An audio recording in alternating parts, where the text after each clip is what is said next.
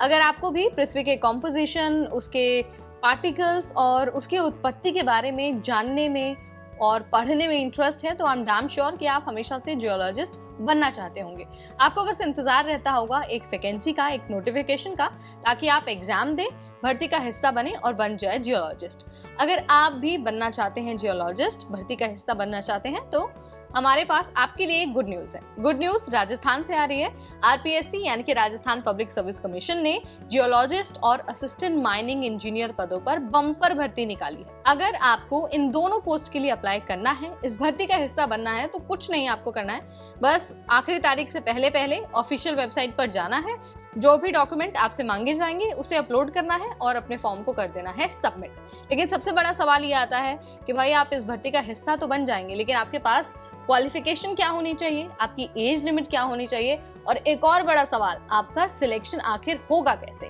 सारे सवालों का आंसर हम इस वीडियो में देंगे, सब पर बात होगी वन बाय वन। लेकिन सबसे पहले ये जानेंगे कि आपको कहां पर जाकर फॉर्म भरना है और कौन सी आखिरी तारीख है।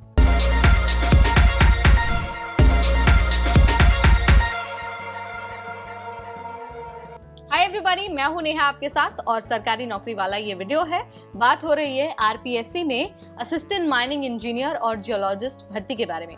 देखिए, फॉर्म भरने के लिए ऑफिशियल वेबसाइट है rpsc.rajasthan.gov.in और जो एप्लीकेशन का प्रोसेस है 22 जुलाई से शुरू हो रहा है और आपके पास 20 अगस्त तक का टाइम है, यानी कि करीब 1 महीना होगा आपके पास। आप वेबसाइट पर जाकर फॉर्म भर सकते हैं और इस भर्ती का हिस्सा बन सकते हैं। अब आपके मन में ये सवाल आएगा कि भाई हम फॉर्म तो भर दें, भर्ती का हिस्सा भी बन लें, लेकिन हमें पता ही नहीं है कि हम एलिजिबल हैं या फिर नहीं है।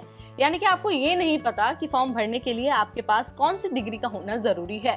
तो चलिए हम बता देते हैं। अगर आपको इस पद के लिए आवेदन करना है, फॉर्म भरना है, भर्ती का हिस्सा बनना है, तो मेक श्योर आपको करना होगा कि जियोलॉजी या फिर अप्लाइड जियोलॉजी में आपने पोस्ट ग्रेजुएशन किया हो, या फिर आपने इसमें पीजी नहीं किया हो तो अप्लाइड जियोलॉजी में आपने डिप्लोमा किया हो। दोनों ही चीजें चलेंगी, आप इस भर्ती के लिए अप्लाई कर पाएंगे। वहीं असिस्टेंट माइनिंग इंजीनियर के लिए जरूरी है कि माइनिंग इंजीनियरिंग में आपने ग्रेजुएशन की डिग्री हासिल की हो, यानी कि आपने बीटेक किया हो या फिर बीई किया हो, बैचलर ऑफ इंजीनियरिंग, यानी कि 4 सालों का ग्रेजुएशन का सर्टिफिकेट आपके पास होना चाहिए।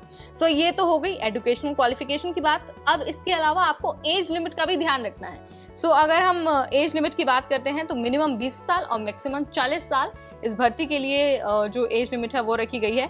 इसके अलावा सिलेक्शन के लिए आपको सबसे पहले रिटन एग्जाम देना होगा। रिटन एग्जाम अगर आप क्लियर करते हैं तो बुलाया जाएगा डॉक्यूमेंट वेरिफिकेशन के लिए।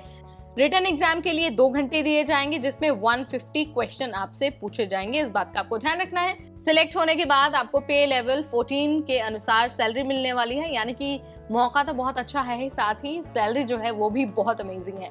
सो आप आवेदन करने से पहले एक बार नोटिफिकेशन से गो थ्रू हो सकते हैं। वैसे तो हमने आपको सारी चीजें यहाँ पर बता दी है, आई एम श्योर कि आपको अब जरूरत तो पड़ेगी नहीं, लेकिन फिर भी अपनी तसल्ली के लिए आप डाउनलोड कर लीजिए नोटिफिकेशन, पढ़ लीजिए, उसमें योग्यता की डिटेल्स वगैरह चेक कर लीजिए, उसके बाद ही आप अपना फॉर्म भरना शुरू करिए। सो ये थी राजस्थान में होने वाली जियोलॉजिस्ट और असिस्टेंट माइनिंग इंजीनियर की भर्ती की डिटेल। कोई सवाल है, कुछ भी आपको जानना है तो कमेंट में आप हमें बता सकते हैं। पूरी कोशिश होगी कि आपकी हर तरह से मदद की जाए। फिलहाल मुझे यानी नेहा को दीजिए इजाजत। Stay tuned to NBT tech add.